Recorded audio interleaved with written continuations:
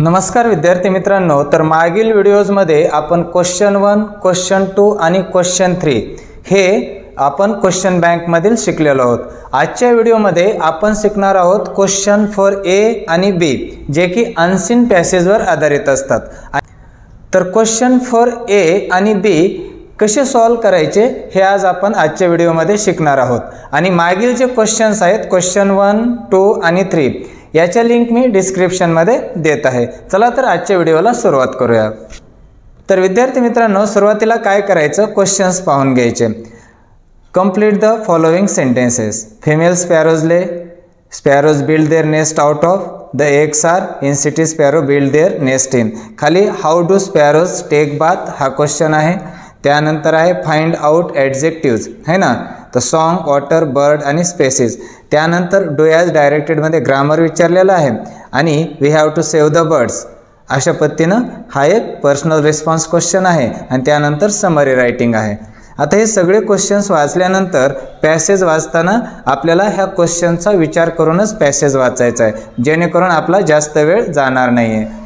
आता पहा विद्यार्थी मित्रांनो, या ठिकाणी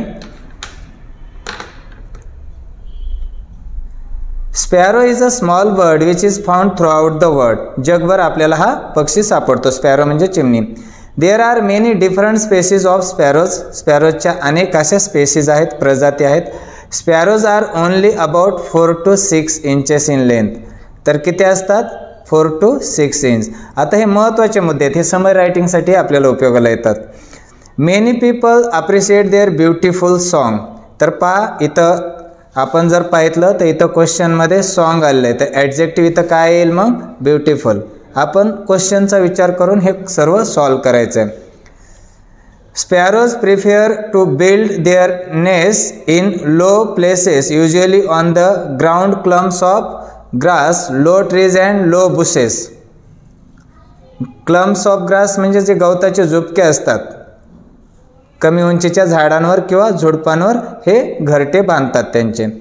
in cities they build their nest in building nooks or holes. Nooks म्हणजे कोपरा, तर बिल्डिंगच्या कोपऱ्यावर किंवा होल्समध्ये ते बनवतात घरटे त्यांचे, सिटीजमध्ये जर विचार केला तर। They rarely build their nest in high places. खूपच कमी प्रमाण आहे की ते हाय प्लेसेसवर घरटे बांधतील। They build their nest out of twigs, grasses and plant fibres. आता पहा, build their nest out of twigs, grasses आणि प्लांट फायबर्स पासून बनवतात। Their nest are usually small and well built structures. त्यांचे घरटे स्मॉल असतात आणि चांगल्या पद्धतीने बांधलेली स्ट्रक्चर्स असतात ते। पहा, फिमेल स्पॅरोज ले 4 to 6 eggs at a time. Female sparrows जे असतात ते एका वेळेला 4 ते 6 अंडे देतात। म्हणजे इथं जो क्वेश्चन आहे ना, फिमेल स्पॅरोज ले म्हणजे अंडे घालणे, तर याचा आन्सर आपल्याला सापडलं आहे। The eggs are white with reddish brown spots. तर एग्स कसे असतात, white with reddish brown spots. तर द एग्स आर, इथं क्वेश्चन आहे द एग्स आर, तर कसे आहेत, white with reddish brown spots, हे त्याचा आन्सर सापडेल। They hatch within 11 to 14 days। 11 ते 14 दिवसामध्ये ते हॅच करतात। Both the male and female parents care for the young. पहा, मेल फिमेल दोघं मिळून काय करतात, त्यांच्या पिल्लाची काळजी घेतात। Insects are fed to the young after hatching. पहा, जसे अंड्यामधून पिल्लू बाहेर येतं त्याला इन्सेक्ट्स खाऊ घातले जातात, ते जसं जसं मोठं व्हायला लागतं। The large feet of the sparrows are use for scratching seeds. तर हे सीड्सला स्क्रॅच करतात। Adult sparrows mainly eat seeds. Adult sparrows जे असतात ते सीड्स खातात, म्हणजे बिया खातात। Sparrows can be found almost everywhere where there are humans. जिथं माणूस आहे तिथं पक्षी पण हे आपलं चिमण्या वगैरे आढळून येतात। Many people through out the world enjoy this delightful birds. हे आनंदी पक्षी सर्वांनाच आवडतात किंवा त्यांना पाहून एन्जॉय करतात। The sparrows are some of the few bird that engage in dust bathing. पहा, हे डस्ट बाथिंग करतात म्हणजे धुळीमध्ये आंघोळ करतात। Sparrows will first scratch a hole in the ground. जमिनीमध्ये होल करतील with their feet, then lie in it, त्यानंतर त्याच्यामध्ये लोळतील। Fling dirt or sand over their bodies. त्यांच्या शरीरावर काय करतील ते जी सँड आणि डर्ट आहे ती उडवतील with flicks of their wings, पंखांच्या फडफडाट करून. They will also bath in water, पाण्यामध्ये सुद्धा ते आंघोळ करतात. Or in dry or melting snow, कोरड्या किंवा वितळणाऱ्या बर्फामध्ये ते आंघोळ करतात. Water bathing is similar to dust bathing, पाण्यामध्ये आंघोळ करणं त्यांचं डस्ट बाथिंग सारखंच असतं. With the sparrow standing in shallow water, इथं तर शॅलो वॉटर, शॅलो ॲडजेक्टिव्ह आहे, तर इथं आपल्याला क्वेश्चन आहेत आपलं शॅलो वॉटर लिहावं लागेल. And flicking water over its back with its wings, आणि ते काय करतात, पाणी आपल्या पंखांनी अंगावर फेकतात. Also ducking its head under the water, पाण्यामध्ये ते चोच तोंड वगैरे बुडवतात. Both activities are social with up to 100 birds participating at once, शेकडो पक्षी एका वेळेला पार्टिसिपेट करतात आंघोळ करताना वगैरे. आर फॉलोड बाय प्रेनिंग करतात आणि काही वेळेस ग्रुप सिंगिंग करतात. अशा पद्धतीनं कमी वेळेमध्ये आपण पॅसेज वाचून घेतला. आता आपण आन्सर्स फाइंड आउट करायला सुरुवात करायची आहे. तर पहिला आहे फिमेल स्पॅरोज ले, तर काय येईल त्याचा आन्सर, फिमेल स्पॅरोज ले 4 to 6 eggs at a time, तर आपल्याला लिहावं लागेल 4 to 6 eggs at a time.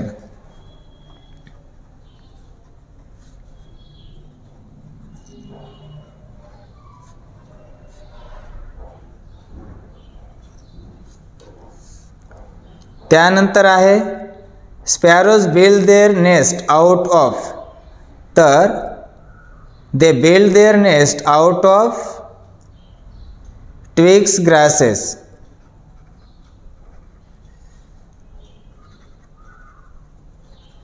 Twigs grasses and plant fibres.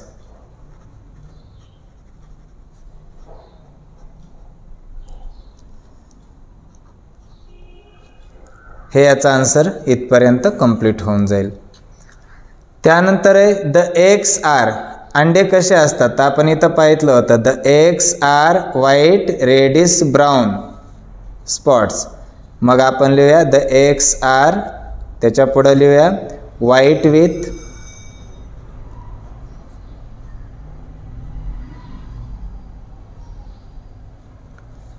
Reddish brown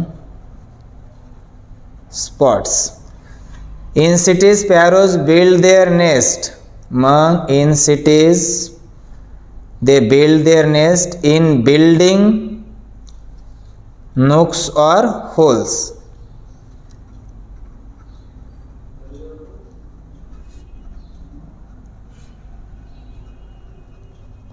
holes. अशा पद्धतीनं हा 2 मार्कसाठीचा क्वेश्चन कंप्लीट केलेला आहे आपण. आता सेकंड ॲक्टिव्हिटी पाहूया. How do sparrows take bath, how do sparrows take bath, तर विद्यार्थी मित्रांनो याचा आन्सर इथंच आहे. Sparrows will first,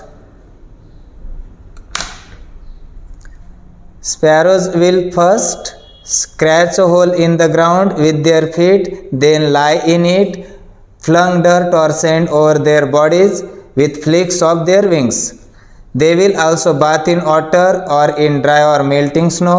Water bathing is similar to dust bathing, with the sparrow standing in shallow water and flicking water over its back with its wings, also ducking its head under the water. अशा पद्धतीनं एवढा answer तुम्ही लिहू शकता. How do sparrows take bath म्हणजे चिमण्या आंघोळ कसं करतात याचं. त्यानंतरचा जो क्वेश्चन आहे तो आहे find out adjectives for the following nouns from the passage. तर आपल्याला ॲडजेक्टिव्ज सापडायचे.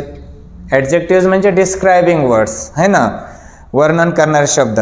तर सॉन्ग यासाठी कोणता शब्द येतं, ब्युटिफुल, तर इथं लिहितो आपण ब्युटिफुल सॉन्ग.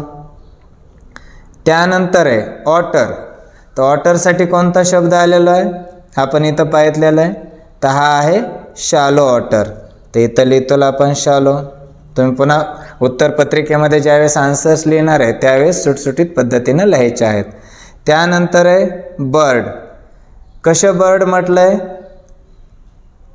तर या ठिकाणी त्याचा आन्सर आहे स्मॉल बर्ड, तर इथं येईल आन्सर स्मॉल है ना. त्यानंतर स्पेसीज, स्पेसीज म्हणजे प्रजाती आहेत. मग आता स्पेसीज कुठे आलेलं आहे, या ठिकाणी there are many different species. मग डिफरंट हे काय आहे, याचं ॲडजेक्टिव्ह आहे. ते इथं लिहिताल आपण डिफरंट. अशा पद्धतीनं beautiful song, shallow water, small bird आणि डिफरंट स्पेसीज हे याचं आन्सर येईल. आता त्यानंतर आहे sparrow is a small bird which is found throughout the world, underline the subordinate clause. तर पहा sparrow is a small bird याला पूर्ण मिनिंग आहे म्हणून हा मेन क्लाउज आहे. असं ज्यावेळेस मध्ये आलेलं असेल ना विच, ऑट, what ever, Wien ever, Wien, त्यावेळेस तिथून पुढचा जो पार्ट आहे समजून घ्यायचं तो सबऑर्डिनेट क्लाउज आहे. Female sparrows lay 4 to 6 eggs at a time. Frame a WH type question to get the underlined part as an answer. Underline केलेला पार्ट आन्सर येण्यासाठी तुम्ही काय करा, WH क्वेश्चन तयार करा. म्हणजे पहा इथं क्वेश्चन काय व्हायला पाहिजे, फिमेल स्पॅरोज एका वेळेला किती अंडे घालतात. मग त्याचं उत्तर येईल 4 to 6. म्हणजे हे 4 to 6 एग्स आहे ना, अंडरलाईन केलेला भाग हा क्वेश्चनमध्ये येऊ द्यायचा ना, हे उत्तर आहे. मग फिमेल स्पॅरोज ले आणि ॲट अ टाईम याच्यापासून आपल्याला क्वेश्चन बनवावं लागेल. तर काय होईल, कितीसाठी काउंटेबल नाउनसाठी काय घेतो आपण, कितीसाठी हाऊ मेनी. त्यानंतर येईल एग्स, हाऊ मेनी एग्स किती अंडे. त्यानंतर हा सिंपल प्रेझेंट आहे तर त्यानंतर येईल हेल्पिंग वर्ब म्हणून do, how many eggs do. त्यानंतर सब्जेक्ट कोणता आहे, फिमेल स्पॅरोज, फिमेल स्पॅरोज. त्यानंतर वर्ब आलं पाहिजे, फिमेल स्पॅरोज सब्जेक्ट झाला. त्यानंतर वर्ब ले, त्यानंतर ॲट अ टाईम.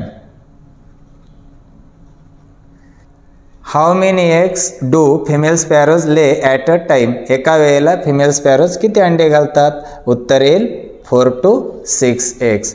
तर WH क्वेश्चन तयार करताना काय लक्षात ठेवायचं असतं विद्यार्थी मित्रांनो, मोस्टली WH शब्द असतो, त्यानंतर हेल्पिंग वर्ब असतं, त्यानंतर सब्जेक्ट असतं, त्यानंतर मेन वर्ब असतं, त्यानंतर इतर शब्द असतात, त्यानंतर क्वेश्चन मार्क असतो. म्हणजे WH शब्दानंतर हेल्पिंग वर्ब. तर हाऊ मेनी एग्स यानंतर हेल्पिंग वर्ब आपण डू घेतलं, त्यानंतर सब्जेक्ट फिमेल स्पॅरोज घेतलं, त्यानंतर वर्ब ले घेतलं, इतर शब्द ॲट अ टाईम घेतलं, लास्टला क्वेश्चन मार्क. या पद्धतीनं प्रॅक्टिस करायची असते. आता पहा हा जो क्वेश्चन आहे, we have to save the birds, do you agree with this statement, why. आपण पक्ष्यांना वाचवायचं आहे, तुम्ही ह्या स्टेटमेंटशी सहमत आहात का, आणि आहात तर का आहात. मग याचं उत्तर जे आहे विद्यार्थी मित्रांनो ते असं लिहिताल तुम्ही, yes I agree with this statement because birds increase beauty of nature, म्हणजे निसर्गाचं सौंदर्य वाढवतात. We get pleasure when we watch them or listen their voice. जेव्हा आपण ह्या पक्ष्यांना पाहतो त्यावेळेस आपल्याला आनंद होतो, त्याचबरोबर त्यांचा आवाज ऐकतो, चिवचिवाट ऐकतो, त्यावेळेसही आपल्याला त्या आवाज ऐकून आनंद होतो. Birds play an important role in food chain also. हे पक्षी आहेत ना फूड चेनमध्ये महत्त्वाची भूमिका निभावतात, कारण ते एका ठिकाणी बिया खाल्लेल्या दुसऱ्या ठिकाणी घेऊन जात असतात. They are good predictors of changes in environment. पहा ते प्रिडिक्टर्स आहेत म्हणजे काय, तर भविष्य सांगणारे सुद्धा आहेत. एन्व्हायरमेंटमध्ये काय चेंजेस झाले तर ते जास्त ओरडायला वगैरे लागतात, चिवचिव जास्त करायला लागतात, म्हणून ते प्रिडिक्टर्ससुद्धा आहेत. We should save birds. त्यामुळं आपण ह्या पक्ष्यांना वाचवलं पाहिजे किंवा त्यांचा बचाव केला पाहिजे. अशा पद्धतीनं पर्सनल रिस्पॉन्स क्वेश्चनचं तुम्ही आन्सर देऊ शकताय. चला तर विद्यार्थी मित्रांनो आता जाऊया आपण समरी रायटिंगकडे. Read the passage given in question number 4A, म्हणजे हा पॅसेज वाचा म्हटलंय. त्यानंतर write a summary of it, ह्याची समरी लिहा. Suggest a suitable title to the summary, आणि समरीला सुटेबल टायटल द्यायचं आहे. चला एकंदर समरी काय असते हे आपण समजून घेऊया अगोदर. तर विद्यार्थी मित्रांनो समरी रायटिंग करण्यासाठी काय महत्त्वाचे मुद्दे आपण लक्षात ठेवायचे आहेत. कोणते मुद्दे ते तर पहा, क्वेश्चन 4B हा समरी रायटिंगसाठी असतो. हा 5 मार्क्ससाठीचा क्वेश्चन आहे तुम्हाला. यामध्ये काय करायचं आहे, समरी लिहिताना काही महत्त्वाचे मुद्दे लक्षात ठेवायचे आहेत. नंबर 1, मुख्य मुद्दे काय करा, अंडरलाईन करून घ्यायच्या अगोदर. मुख्य मुद्दे जे आहेत ते अंडरलाईन करा. त्यानंतर ते जे मुद्दे आहेत ते तुमच्या शब्दात मांडण्याचा प्रयत्न करा.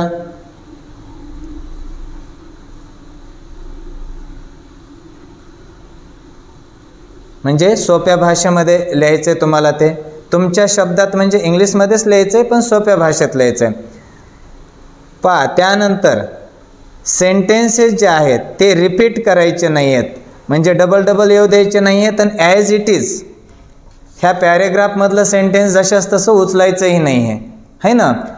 समरी लिहित असताना त्याला आपल्या पद्धतीनं लिहायचं आहे. त्यानंतर दुसरी गोष्ट, एकाच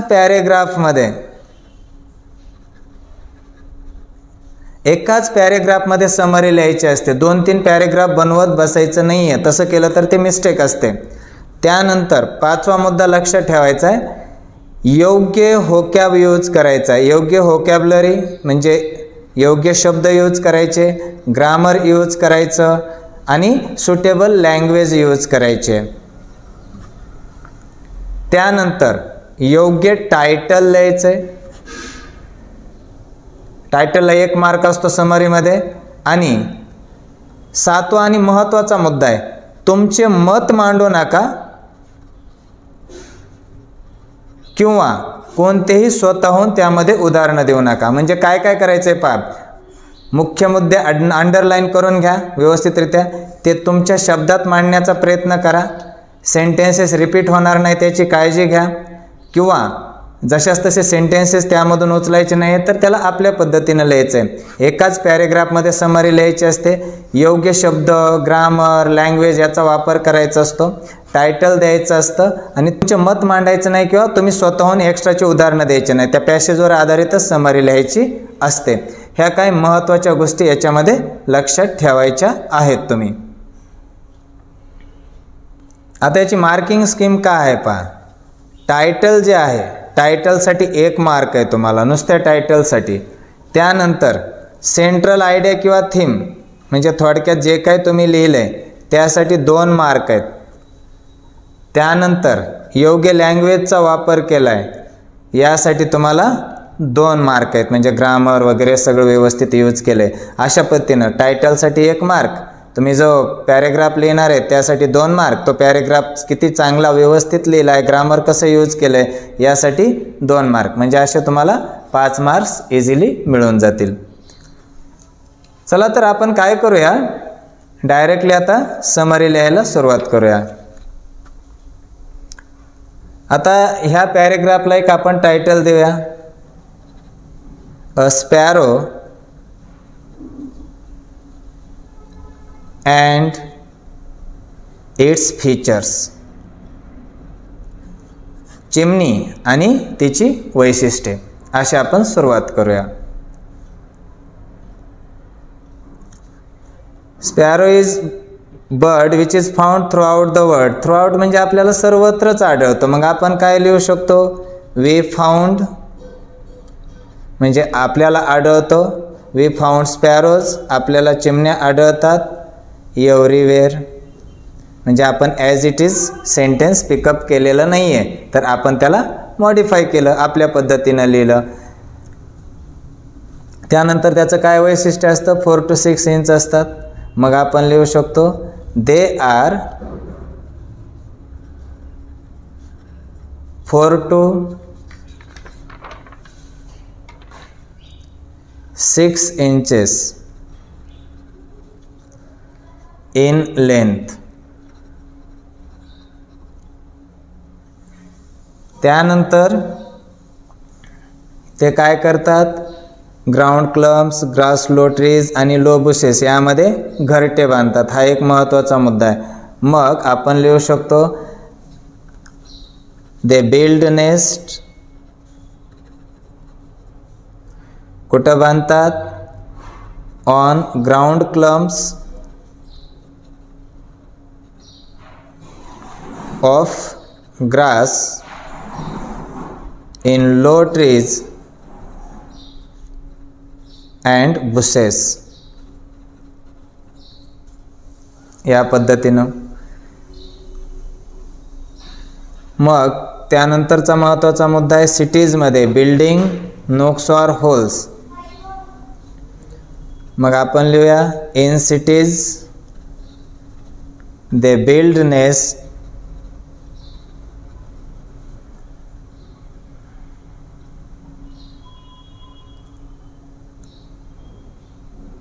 in nooks or holes of building. या पद्धतीनं. त्याचबरोबर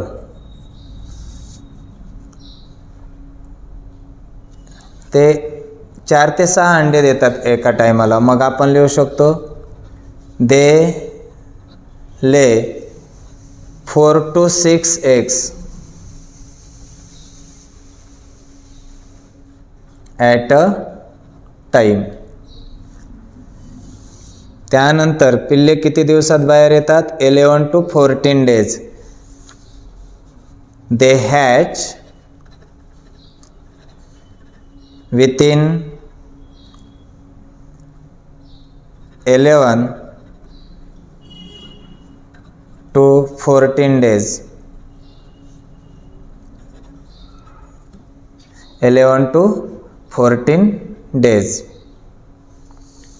मग ते जे पिल्लू आहे त्यांचं एंग आहे त्याची काळजी कोण घेतं male and female. Parents care for the young. Male female लेण्याऐवजी काय म्हणूया मग mother and father take care of their young ones. Young ones म्हणजे त्यांची पिल्ली. त्यांची काळजी कोण घेतात मदर आणि फादर मिळून त्यांची काळजी घेतात. हे ONES आहे यंग वन्स. त्यानंतर आणखी महत्त्वाचा मुद्दा काय आहे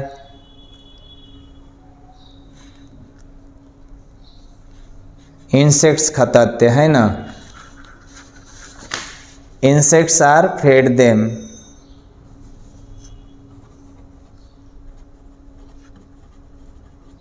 त्यांना इन्सेक्ट्स खाऊ घातली जातात. त्यानंतर ते काय करतात अंघोळ करतात. कुठं कुठं डस्ट बाथिंग करतात वॉटर बाथिंग करतात त्याचबरोबर स्नो बाथिंग करतात. आपण ह्याला सर्व सॉर्टमध्ये इन्क्लूड करूया. स्पॅरोज जनरली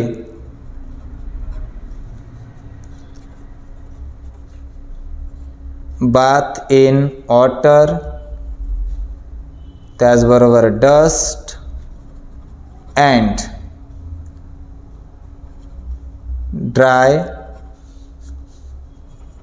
और मेल्टिंग स्नो. ड्राय और मेल्टिंग स्नो यामध्ये ते आंघोळ करतात. त्यानंतर लास्ट आहे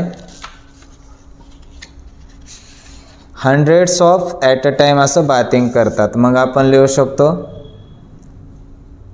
hundreds of sparrows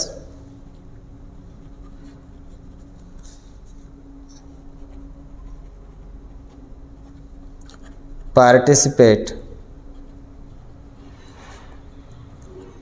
at once in these activities. ह्या ॲक्टिव्हिटीजमध्ये शेकडो स्पॅरोज जे आहेत त्या सहभागी होतात. They also do activities like preening and group singing. Preening and group singing जसं की इथं दिलं आहे followed by preening and sometimes group singing. तर अशा पद्धतीनं मेन मुद्दे घ्यायचे आहेत आणि तुम्ही या प्रकारे समरी लिहू शकता. आता तुम्हाला हे हँडरायटिंग जर ओळखू नाही आलं तर तुम्हाला याची मी PDF प्रोव्हाइड करत आहे. तर विद्यार्थी मित्रांनो, तुम्ही एक वेबसाईट आहे माझी www.sriram.saruk.com ह्या वेबसाईटला विजिट करा. तुम्हालाही तिथं हे सर्व वाचता येईल. धन्यवाद विद्यार्थी मित्रांनो.